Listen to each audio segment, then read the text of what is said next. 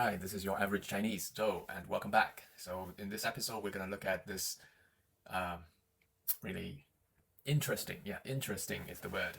This interesting moving population birth certificate. I don't even know how to explain it, but just translate from the literal meaning, literal name. It's moving population. So those ones who are moving or floating population, right? It says here, floating population marriage certificate or birth, yes, birth proof. So basically, what is a moving population? The moving population is those population who are travel away from their birthplace. Quite normal, right? Quite reasonable. And the free of travel is everybody's free will. But if you want to travel away from the birthplace where you registered from, you are away. So you are a floating or moving population. And then if you want to get married and give birth to children, you need to have a certificate. You need to have a permit. So this is it. This is the thing. It's called moving population birth certificate or birth proof. It was issued by the National Population and Birth Control Committee. Wow. Yeah, it's a bit heavy.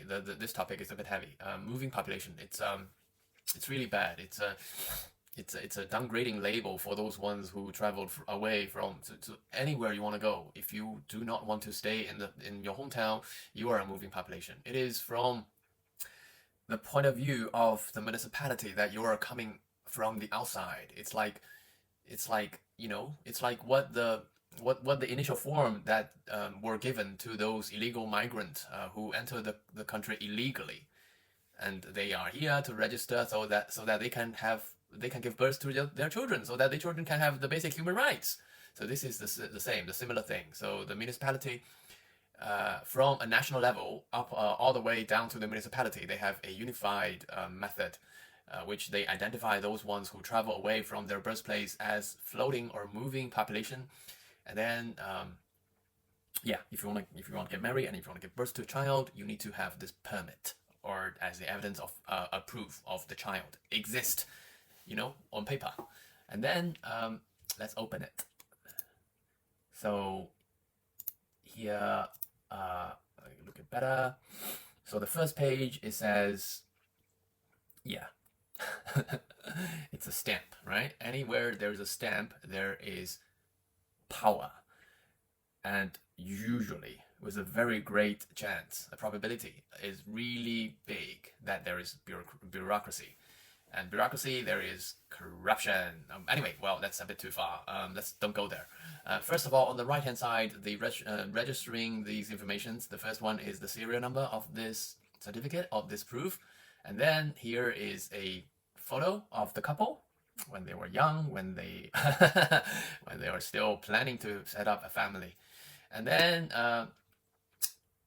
this is the authority of issuance. And obviously you can see there's a red stamp here. And this is the address of the authority of issuance. This is the postcode. This is the date of the issuance. This is the validity period of this proof. And this is the one, the government clerk's name who actually processed this record. Feels like an item anyway. Okay, so on this page it says the proof holder's name and its gender, his or her gender, and the date of birth of the person, and the ID number of the person. And here it says marital status. This is recording whether it's the first marriage or the second marriage or the third marriage, right? It does not matter whether you are married or not. It's just recording how many times you married, and consequently, from the planned economy era, so the country, so the administration previously did not recognize children outside of marriage, births given outside of marriage. So this is another way, another parameter to control how many times you married, so that they have to look into a potential births given after the marriage, right? So give them hints for the hunt. And then this is the marriage time, marriage date, and this is the permanent residence address, which is the address of your your address at your hometown. It's hukou, right? And this is the actual birth control in your local place. It's telephone number, and this is your spouse name and your spouse permanent residence address, and this is that your spouse local authority's phone number. And here it says on the right, it says at the time of the issuance of this proof, how many children you have, how many boy or boys, or how many girl or girls. And this is marriage and birth given record amendments record. So how many times you married and how many children you have give birth to. And this is a record of it's like the birth control method. They put a metal claw inside of the mother around her uterus, and this is the record of that more than one time, like 1 or 2 or 3 times. They assume that you will not be doing this for long, but this claw, this constraint has a validity, so like 10 or 15 years you need to replace it, otherwise, and also during the time, the duration of that it will be affecting your body, affecting your inner body, inner nature balance, right? So many times. And also if you have exceed the one child policy, they will put you on a fine, which is the social baby uprising caring fee. And this is a record for that, which is a fine that is astronomical, relatively speaking, to regular persons. Okay. Oh, wow.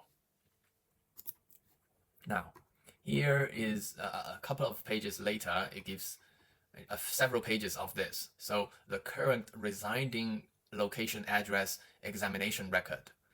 So you move away from your hometown. You are a floatie. You are a moving population, and everywhere you go, you will have to update your address anyway. It is your responsibility, right? Your responsibility to report at the first instance of moving and then update your address, and your responsibility to get this checked, get this examined, so you only give birth to the child for once of her or his life, and then you get checked about every time you move. All right, so every time you move, you need to report your address, and then you will have this floaty population status and also births of your children checked. 1 time, 2 times, 3 times, 1, 2, 3, 4, 5 times. And then it says a few need to knows. These proof needs to be presented alongside with your ID. The proof holder needs to report to the local birth control authority with this proof within 15 days of arrival, and accept local birth control committee's management. The holder of this proof, whether her marriage status or birth giving status changed, she should go back to her hometown, or at the current residing place, to go to the birth control authority and have this proof updated within 3 months' time. And this proof cannot be lent, borrowed, transferred, amended, or lost. And in the case of lost, it is your responsibility to go back to the original issuance and report the loss and have it reissued. This certificate, this proof, has a validity of 3 years. So after 3 years, you will need to do a new one, even though within the 3 years' time, no information has changed, no status has changed. Well, let me just say, as a man, as a guy, it is troublesome to do this. But even more so for a woman, it is painful. It is humiliating to be a woman and give birth to becoming a mother. With all those hoops you need to jump through, and everything is your individual responsibility, and you need to put yourself up under this claw, under this so-called compliance. And every time you move an address, you need to do the whole lot: report, update, examine, and what they do, how do they examine? They do nothing. They just say, oh, I know, just face to face, and then you just report, and then they will make a record, and then they will probably charge you something, right? So yeah, I think the illegal migrants who are entering countries illegally will not be subject under such a management, subject under such a scrutiny, such a measure, which put them, under so many hoops to jump, and periodically and consistently updating and reporting and get examined. Okay, so a new thing introduced, and this is how to travel and move and get married and give birth to a child in China. Right, let's wrap it up, and I'll see you in the next. Thank you.